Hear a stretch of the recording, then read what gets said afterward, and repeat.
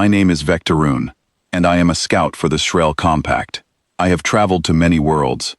I have studied many strange creatures, but nothing prepared me for what I saw on a small blue planet called Sol 3, the world its own people call Earth.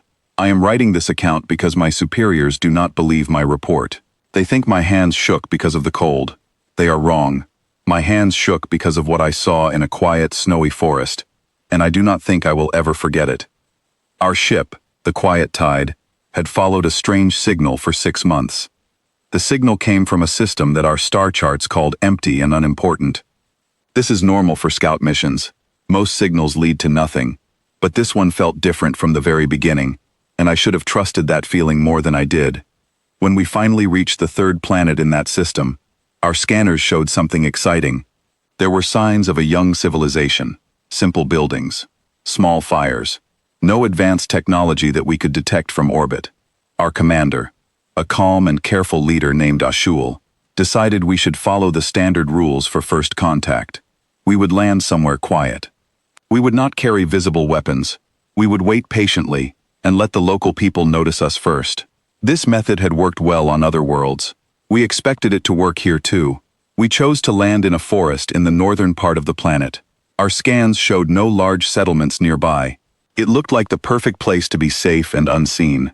I stepped out of the lander first, because that is my duty as a scout. The cold air hit me immediately.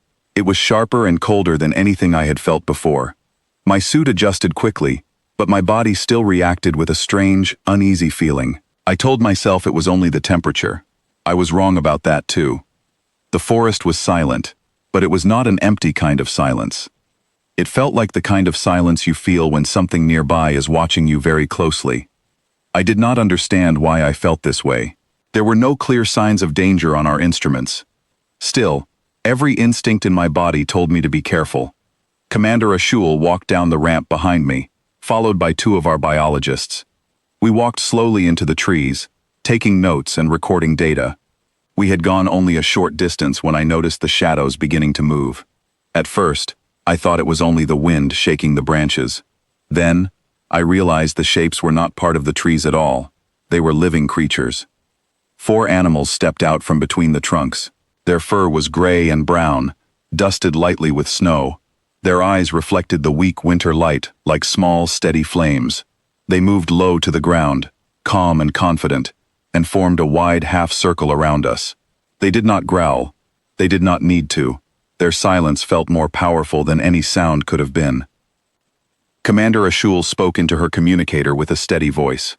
She said these were likely local predators, part of a group that hunted together.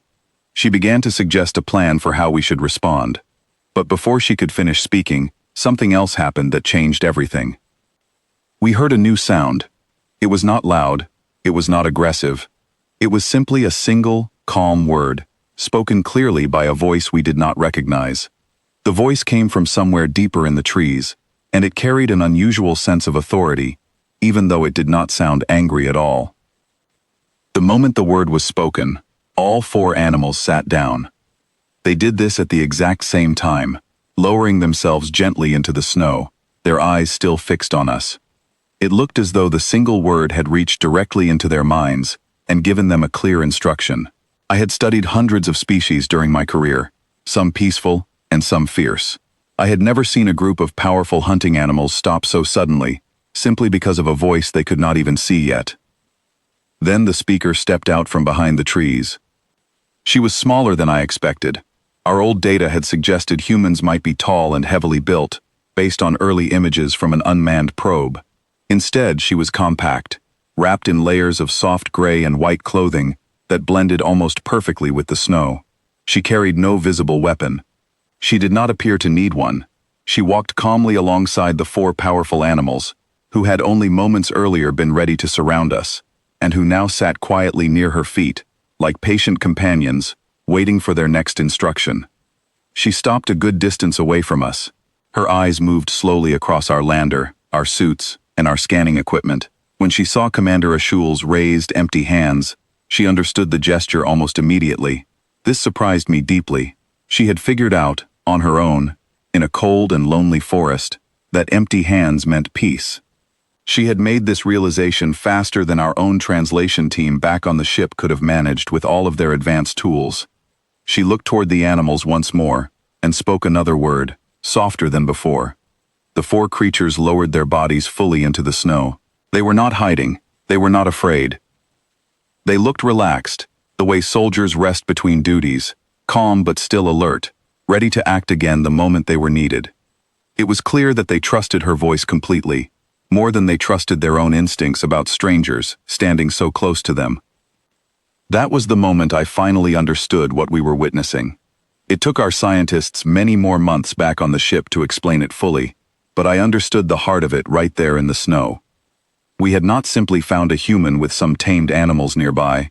We had found something far older and far more meaningful. We had found a bond between two different kinds of hunters, built over a very long time, so strong that these powerful animals would choose to follow her voice instead of following their own natural instincts. Later, once we were safely back aboard the Quiet Tide, one of our senior researchers explained it to me in simple terms. He said these animals were not pets in the way we might imagine pets. They were not simply kept for company or convenience. Long ago, thousands of years before humans built any of their cities, their ancestors looked at one of the most skillful hunting animals on their entire planet. Instead of fearing it completely or trying to remove it from their lives, they made a quiet agreement with it. They chose partnership over separation. I asked him how such an agreement could last for so many generations, especially without any of the advanced tools we usually associate with long-term cooperation. He explained that it worked because both sides gave something valuable to the other. The animals offered their speed, their senses, and their loyalty. The humans offered protection, food, and companionship. Over countless years, this simple exchange grew into something much deeper. It became trust. It became family. It became a bond so strong that four grown, capable animals would calmly sit down in front of unfamiliar visitors from the sky, simply because a woman softly asked them to. I found this idea difficult to fully accept at first. On my own homeworld, our early ancestors avoided large predators entirely. We built walls. We created distance. The idea of walking calmly beside a creature that could easily overpower you, and trusting it completely, felt almost impossible to imagine. Yet here it was, right in front of me, proven true by four calm animals, resting quietly in the snow. We sent our full report back to the compact that same night. I still do not know exactly how our leaders will choose to classify this planet, or what our diplomats will eventually say when they meet human representatives in some official meeting far away from any quiet forest. But I know exactly what I felt standing in that clearing, watching a young species command such deep trust and loyalty from creatures that could have easily overwhelmed us, simply by speaking gently. I felt something similar to what I imagine every smaller creature on that planet must have felt for thousands of years, whenever they heard a distant howl through the trees. For a long time, that sound alone was something to respect and be cautious of. But standing there, I realized the true source of my uneasy feeling was not the animals at all. It was the quiet confidence of the woman standing beside them, calm and unarmed, calling them her companions. We had traveled to Sol 3 expecting to study a young and developing species. Instead, we witnessed something closer to an old and unspoken agreement, one that had lasted far longer than most written histories from other worlds. It was not written on paper or carved into stone. It was carried instead through generations of shared trust, patience, and care. The galaxy holds many things that inspire caution: powerful fleets, advanced technology, strong and ambitious civilizations capable of great achievements. None of these things affected me the way those four calm, patient animals did that afternoon in the snow. They waited peacefully for a single gentle word from someone they clearly respected deeply, someone they had chosen, generation after generation, to walk beside, instead of walking away from. That is what we found on that quiet, snowy afternoon on Sol 3. That is the story I now share with anyone in the compact willing to listen. And even now, safely aboard our ship and far from that forest, I still find myself thinking about that peaceful, powerful stillness, and wondering what else this young and remarkable species has quietly built, patiently, over thousands of years, long before any of us ever arrived to see it. In the days that followed, our team continued watching from a respectful distance. We saw more of these gentle partnerships between humans and their animal companions. Some worked together to travel across long, snowy distances. Others simply rested near each other beside small fires, sharing warmth and quiet company. Every scene reminded me of that first moment in the clearing, when four powerful creatures chose calm trust over instinct, all because of a single familiar voice. Our biologists later suggested that this bond might be one of the most important discoveries we had ever made during a first contact mission. It was not a weapon, it was not a new form of technology, it was simply proof of what patient trust could build over time, even between two very different kinds of living beings. Before we left orbit, I asked to see the recording one more time. I watched the moment the animals sat down, calm and steady, waiting for her next word.